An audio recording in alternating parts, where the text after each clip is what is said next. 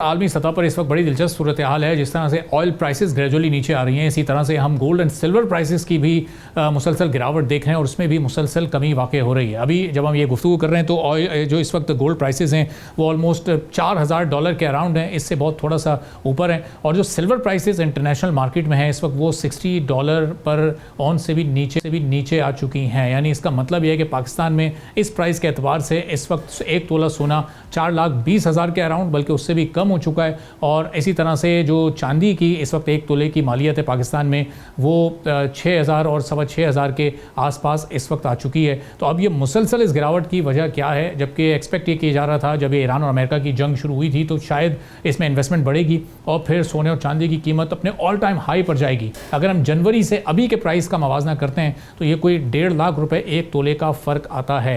ये कोई $1,500 का इंटरनेशनल मार्केट में अगर हम देखें तो ये फ़र्क इस वक्त हमें नज़र आता है 6 महीने में। तो अब अगले 6 महीने कैसे रहेंगे इस सेक्टर में और ये प्राइसेस क्या वापस जंप करेंगी या नहीं? पीस एग्रीमेंट अभी वक्ती तौर पर हुआ है, अगर ये लॉन्ग टर्म में भी हो जाता है मुस्तय तो फिर ये प्राइसेस मजीद कम होंगी या ऊपर जाएंगी? इस पर हम गुफ्तगू करेंगे। इमरान खान टिसोरी साहब चेयरमैन है Pakistan James jewellery traders and exporter association के हमारे साथ मौजूद हैं। इमरान साहब बहुत शुक्रिया प्रोग्राम के लिए, आपने वक्त निकाला। गोल्ड प्राइसेस क्यों इतना इस वक्त एक डाउनवर्ड ट्रेंड हमें दिखा रहे हैं? जब से हमने देखा ये जंग शुरू हुई एक्सपेक्टेशन के बिल्कुल बरक्स ये मुसलसल डिक्लाइन की तरफ है। देखिए थैंक यू अरबाब। सोने की हालिया कमी की सबसे बड़ी वजह तो आप समझ सकते हैं जो इस वक्त ईरान और अमेरिका का जो वक्ती सेटलमेंट होने जा रहा है और ये एक इम्पैक्ट जो है अभी बड़ी वजह मैं समझता हूँ कि जिसका मार्केट के अंदर जो बायर्स हैं जो इन्वेस्टर हैं उनमें एक खलबली मची हुई है कि क्या होने जा रहा है, कोई चीज़ दिख नहीं रही कि किस तरीके से किस तरफ जाएगी। तो उसका एक बड़ा इम्पैक्ट जो है वो गोल्ड के ऊपर भी आया है, जिसकी वजह से आप देख रहे हैं कि मार्केट जो है वो मुस्तकिल जो है उसमें करेक्शन आ रही है। मैं इसको क्रैश नहीं कहूँगा, कोई डिक्लाइन नहीं कहूँगा, I will use the word correction जो है वो मैं यूज़ करूँगा, जिसमें आप देख रहे हैं कि जब ये चीज़ें पिछले 5-6 महीने पहले शुरू हुई थी तो सबकी एक्सपेक्टेशन थी कि जो है गोल्ड जो है $5,000 से $6,000 पर आउंस की हम लोग सब बातें कर रहे थे, पर उसके बरक्स हुआ, मार्केट ने नीचे की तरफ जाना शुरू किया। और उसकी दूसरा रीज़न जो मैं समझता हूँ जो बड़ा पिछले 2-2.5 महीने से मैं देख रहा हूँ कि अमेरिका ने जो है अपना इंटरेस्ट रेट जो है वो काफ़ी बढ़ा दिया है। वो 2-2.5% से जो है इस वक्त 6 से $60 जो है परसेंट जो है वो उन्होंने इंक्रीज किया है, जिससे जो है इन्वेस्टर का जो है वो रुझान जो है वो उस तरफ चला गया। तो उसमें भी वो भी एक बड़ी वजह है जिसकी वजह से जो है गोल्ड के मार्केट के ऊपर जो है वो काफ़ी असर जो है वो आया है। पर हालिया दिनों में आपने रिपोर्ट देखी होगी, जेपी मॉर्गन ने अपनी एक रिसेंटली रिपोर्ट में प्रेडिक्शन की है कि गोल्ड जो है वो दिसंबर तक जो है $6,000 जो है पर आउंस जो है मार्केट टच कर सकती है। तो मैं भी यही समझता हूँ। देखिए सिर्फ ये इम्पैक्ट जो है ये फिलहाल अभी 2-2.5 महीने तक तो मुझे लगता है कि मार्केट 4,000 से 4,500 या 5,000 के दरमियान जो है मार्केट रह सकती है। बट क्योंकि इसकी गोल्ड की अपनी एक डिमांड है, सेंट्रल बैंक की बहुत बड़ी बाइंग है। हमने देखा कि वॉर के दौरान में भी जो है चाइना ने जो है वो अपनी बाइंग नहीं रोकी, उसके अलावा जो है वो कनाडा की, इंडिया की बहुत बड़ी बाइंग जो है वो मुसलसल जारी रही। इसके साथ जो है वो रशिया की भी बहुत बड़ी जो है बाइंग जो है वो जारी रही।